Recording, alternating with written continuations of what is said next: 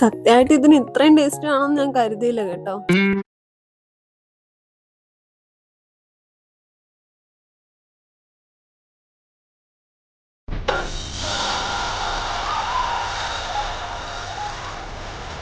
അപ്പൊ ഇന്നത്തെ റെസിപ്പി ഗോതമ്പ് കൊണ്ട് വളരെ ഹെൽത്തി ആയിട്ടുള്ള ഒരു ഈവനിങ് സ്നാക്ക് ആണ് കേട്ടോ. പറയാതിരിക്കാൻ വയ്യ, ഒരു രക്ഷയില്ലാത്ത ടേസ്റ്റ് ആണ് കേട്ടോ. ഗോതമ്പൊക്കെ കഴിക്കാൻ മടിയുള്ളവർക്കും, അതായത് എന്നെ പോലെ ട്രൈ ചെയ്യാൻ പറ്റിയ ബെസ്റ്റ് റെസിപ്പി തന്നെയാണ് കേട്ടോ ഇത്. വെറുതെ സംസാരിച്ച് ടൈം കളയണ്ട, വാ നമുക്ക് വീഡിയോയിലേക്ക് പോവാം.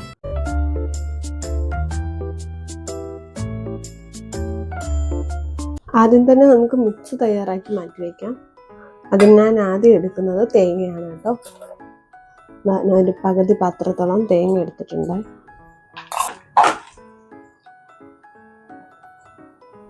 തേങ്ങ നിങ്ങളുടെ ആവശ്യത്തിന് എടുക്കാം. ഇതിപ്പോൾ ഞാൻ 5 പേർക്ക് വേണ്ടിയിട്ടാണ് കേട്ടോ ഉണ്ടാക്കുന്നത്. അപ്പം ഞാൻ ഇത്രയും തേങ്ങ എടുത്തിട്ടുണ്ട്. അതായത് ഈ പാത്രത്തിൻ്റെ ഞാൻ പകുതി പാത്രം തേങ്ങ എടുത്തിട്ടുണ്ട്. പിന്നെ ഞാൻ ചേർക്കുന്നത് ശർക്കരയാണ് കേട്ടോ. അത് ഒരു 1/4 പാത്രം ഞാൻ ശർക്കര എടുത്തിട്ടുണ്ട് കേട്ടോ. ഞാൻ പൊടിച്ചിട്ടിരിക്കുന്ന ശർക്കരയാണ് കേട്ടോ ഇതിനകത്ത് ഞാൻ ചേർക്കുന്നത്. ഒരിക്കലും നമുക്ക് ചേർക്കേണ്ട ആവശ്യമില്ല, കാരണം ചൂട് തട്ടുമ്പോൾ ഇതങ്ങ് മെൽറ്റായി പൊക്കോളും. അതുകൊണ്ട് നമുക്ക് ഇങ്ങനെ ചെറുതായിട്ട് ശർക്കരയൊക്കെ വേവിക്കുമ്പോൾ നമുക്ക് കട്ടണക്കല്ലേ കിട്ടുന്നത്. അപ്പോൾ ജസ്റ്റ് ഇങ്ങനെ ഒന്ന് പൊടിച്ചെടുത്താൽ മാത്രം മതി. ഇത് നമുക്ക് നന്നായിട്ട് ഇത് മിക്സ് ചെയ്ത് കൊടുക്കാം കേട്ടോ. നിങ്ങൾക്ക് വേണമെങ്കിൽ പഞ്ചസാര ചേർക്കാം. ഞാൻ പഞ്ചസാര ചേർക്കുന്നില്ല, ഞാൻ ശർക്കരയാണ് ചേർക്കുന്നത്. ഇതിലേക്ക് നമുക്കിനി കുറച്ച് ഏലക്കാപ്പൊടിയും കൂടെ ചേർത്ത് കൊടുക്കാം കേട്ടോ. ഞാനൊരു 1/2 ടീസ്പൂണോളം ഏലക്കാപ്പൊടി ചേർക്കുന്നുണ്ട്. ഇത് ഏലക്കയും പഞ്ചസാരയുമായിട്ട് ഒന്നിച്ച് കുഴച്ച് വെച്ചതാണ് കേട്ടോ. അതായത് ഒന്നിച്ച് പൊടിച്ച് വെച്ചത്. ഇതപ്പോൾ ഇച്ചിരി ഫ്ലേവർ കിട്ടും. ഇതും കൂടെ നമ്മൾ ഇതിനകത്തായിട്ട് ആഡ് ചെയ്യുവാണെങ്കിൽ നന്നായിട്ട് നമുക്കിത് മിക്സ് ചെയ്ത് ഇനി കുറച്ച് നേരം മാറ്റി വയ്ക്കാം. നമുക്കെന്നിട്ട് ഇതിന് വേണ്ട ബാറ്റർ തയ്യാറാക്കിയെടുക്കാം. ഇത് ബാറ്റർ തയ്യാറാക്കാൻ വേണ്ടിയിട്ടാണ് കേട്ടോ. ഞാനൊരു 2.5 കപ്പ് ഗോതമ്പ് മാവ് എടുത്ത് വെച്ചിട്ടുണ്ട് കേട്ടോ. ഇതിനകത്ത് നമുക്കിനി ആവശ്യത്തിന് കുറച്ച് ഉപ്പിടാം. കുറച്ച് ഉപ്പ് ഞാൻ ഇട്ട് കൊടുക്കുന്നുണ്ട് കേട്ടോ.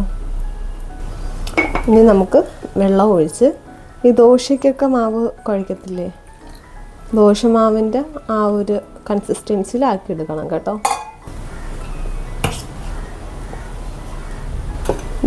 ഇതിപ്പം ദോശമാവിൻ്റെ പരുവായിട്ടുണ്ട് കേട്ടോ. അതാണ് ഇതിൻ്റെ കൺസിസ്റ്റൻസി. ഇനി നമുക്ക് അട ചുട്ടെടുക്കാം. ഇനി നമുക്ക് അടുപ്പ് കത്തിച്ച് പാൻ അടുപ്പത്തേക്ക് വെച്ച് കൊടുക്കാം. പാനിൽ വെള്ളമൊക്കെ ഒന്ന് വറ്റട്ടെ. വെള്ളമെല്ലാം വറ്റിട്ടുണ്ട്. നമുക്കിനി കുറച്ച് എണ്ണ തടവി കൊടുക്കാം. എണ്ണ നന്നായിട്ട് തടവിയതിന് ശേഷം നമ്മൾ തയ്യാറാക്കി വെച്ചിരിക്കുന്ന ബാറ്റർ ഇതിലേക്ക് ഒഴിച്ചു കൊടുക്കാം.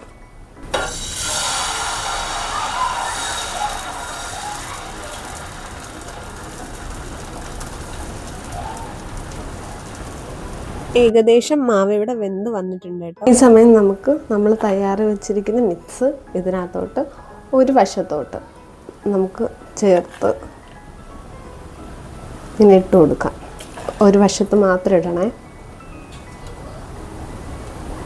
മിക്സ് ഇതിൽ വെച്ച് കൊടുത്തതിന് ശേഷം ഈ മാവ് നന്നായിട്ട് ഉണങ്ങി വരുമ്പം, അതായത് നല്ലപോലെ ചുട്ട് വരുമ്പം നമുക്കിത് പതുക്കെ പൊക്കി ഇങ്ങനെ ഇതിന് പുറത്തോട്ട് ഇങ്ങനെ ഇട്ട് കൊടുക്കാം.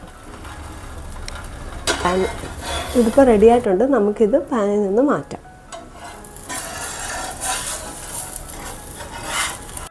വളരെ ടേസ്റ്റിയും ഈസിയും ഹെൽത്തിയുമായിട്ടുള്ള നമ്മുടെ ഗോതമ്പ് കൊണ്ടുള്ള പലഹാരം ഇവിടെ റെഡി ആയിട്ടുണ്ട് കേട്ടോ. പാനിൽ വെച്ച് മിക്സ് ചെയ്യാൻ താല്പര്യം ഇല്ലാത്തവർക്ക് ഇത് ദോശ പോലെ ചുട്ടെടുത്ത് മിക്സ് അകത്ത് വെച്ച് അങ്ങനെയും ട്രൈ ചെയ്യാം കേട്ടോ. അപ്പം മറക്കാതെ എല്ലാവരും ഈ റെസിപ്പി ട്രൈ ചെയ്യുമല്ലോ. പിന്നെ ട്രൈ ചെയ്യുമ്പോൾ ഫീഡ്ബാക്കും കൂടെ ഒന്ന് അറിയിച്ചേക്കണേ.